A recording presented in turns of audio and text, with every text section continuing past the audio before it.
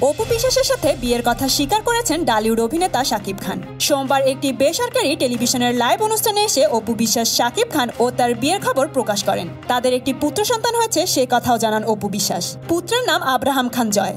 এদিকে শাকিব খান বিয়ের কথা স্বীকারের পাশাপাশি সন্তানের দায় নেওয়ার কথাও জানিয়েছেন। তবে অপু বিশ্বাসের কোনো দায় নেবেন না বলে জানিয়েছেন তিনি। অপুর দায়িত্ব প্রচারণাকারীদের নেওয়ার কথা বলেন তিনি। শাকিব খান ঘটনার সত্যতা স্বীকার করে বলেন, অপু বিয়ের কথা যা বলেছে তা সত্য। অপু ও আমি বিয়ে করেছি, নানা কারণে বিষয়টি গোপন ছিল। শাকিব খান বলেন, আমি সন্তানের দায় নেব। আমি অপুর সাথে সমস্ত আলোচনা করেছি, কিন্তু সে প্রচারণাকারীদের কথা শুনেছে।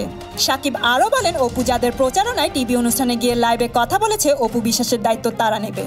এর আগে সংবাদ সম্মেলনে অপু বিশ্বাস শাকিব খান সম্পর্কে অনেক কথাই বলেন, যেগুলো বিশ্লেষণ করলে শাকিব খানের বিরুদ্ধে নানা অভিযোগ পাওয়া যায়। স্ত্রীর মর্যাদা দিতে চাচ্ছিলেন না শাকিব খান, এমন অভিযোগও রয়েছে শাকিবের বিরুদ্ধে। তো বন্ধুরা, এই ব্যাপারটি নিয়ে আপনাদের কি মতামত কমেন্ট করে জানিয়ে দিন। আর হ্যাঁ, সেলিব্রিটিদের এমন লেটেস্ট আপডেট পেতে এখনই সাবস্ক্রাইব করুন স্টার গল্প চ্যানেলে।